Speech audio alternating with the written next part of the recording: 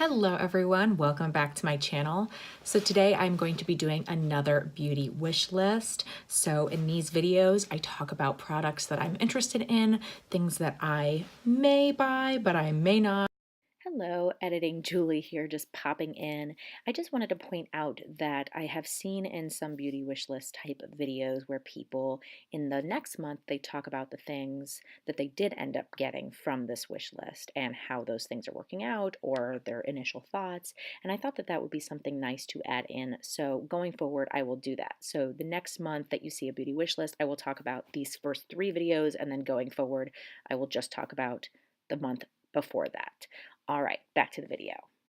Just things that I've heard about recently. They could be new things, they could be not quite as new, just things that I really like and I'm really interested in, and I might purchase at some point in the future. I would love to if I had a disposable income, then I probably would get all of these things, but it's just a wish list. So just a conversation. If you haven't seen my last 2 beauty wish lists, then I will make sure and link those down below for you. But let's go ahead and get started. So the first thing on my wish list is the Kopari Lip Glossy, I believe is what it's called.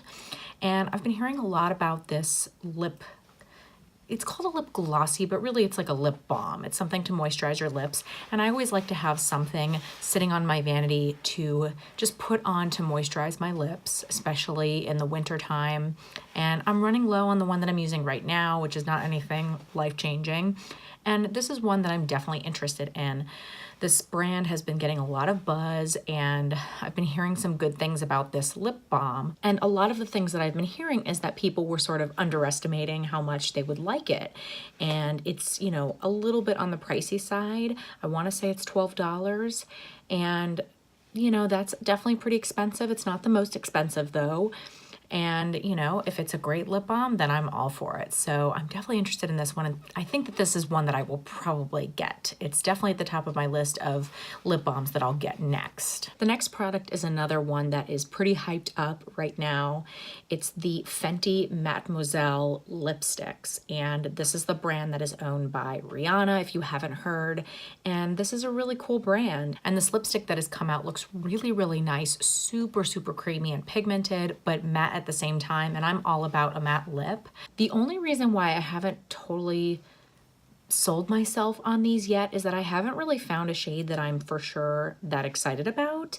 I don't know. I am not so into the nude shades, and you know, this is a brand that is definitely targeted towards all different skin types, so I'm not mad at that. I think that that's great, but I just don't know that there's a shade in the nude family that I'm interested in, and I feel like I probably would want to go for more of a dark shade. But I don't know, for me, when I go for a darker shade, I usually go for a liquid lipstick formula, a matte liquid lipstick, as opposed to a, even though it's a matte lipstick, it's still not gonna dry down and totally be transfer proof. That's the only reason that I'm not so sure about these yet, but I am curious about them and I've heard really good things. The next one is another lipstick, and it's a very affordable lipstick from the brand Sephora, and they came out with a whole new line, tons and tons of colors, and they're called the LipStories. And the packaging's a little bit cheap because it's sort of like a cardboard, but they're very cute because they've all got different pictures on them. I'll put a picture on the screen, of course, so you can see what I'm talking about. And the shade in particular, Tan Lines, looks really nice to me, just a typical creamy nude.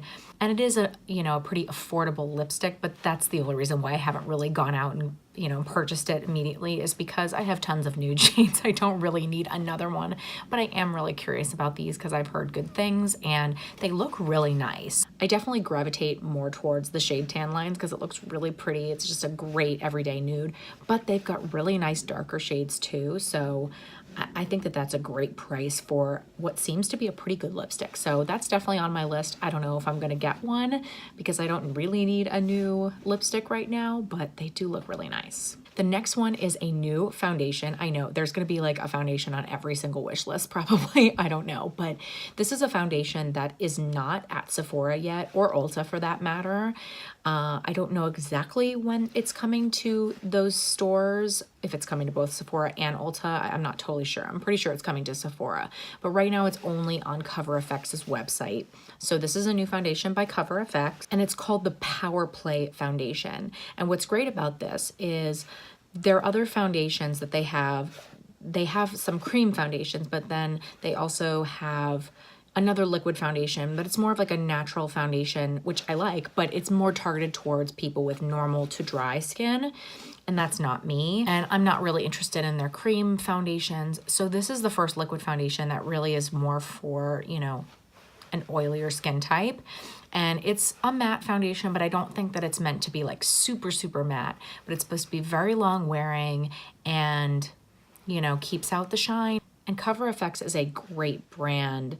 They come out with great skin products and, you know, different base products. So I'm really, really curious about this one. I'm definitely going to wait until it comes to Sephora so that I can get a sample of it to try, because I'm definitely, I have high hopes for this one. I think this one could be a really good foundation for my skin. By the way, they are releasing, or they've already released on their website, 40 different shades. So I think that is awesome as well. So I like to support that. The next thing on my wish list is the new bronzer from theBalm. theBalm is releasing 3 different bronzers.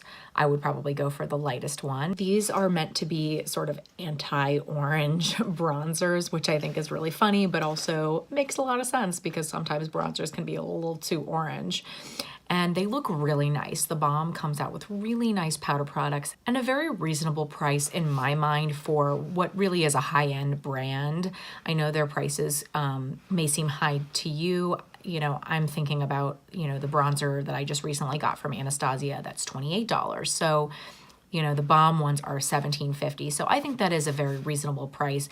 The only reason why I may not go out and buy that is because, like I said, I just got one from Anastasia. So I don't really think that I'm in the market for another bronzer right now, but it's definitely on my radar. So I'm curious about it. I might have to just kind of go and swatch it and see how it feels and how it looks. Because I don't know, that one I was really curious about too. I was kind of debating between those two and I went for the Anastasia one, but I definitely am very interested in the Balm one as well.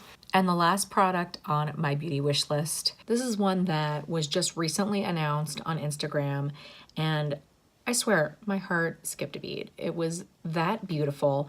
It's the Tropic palette by Natasha Denona. This one has not been released yet. I only just saw Natasha Denona post pictures of this and swatches of this palette on Instagram.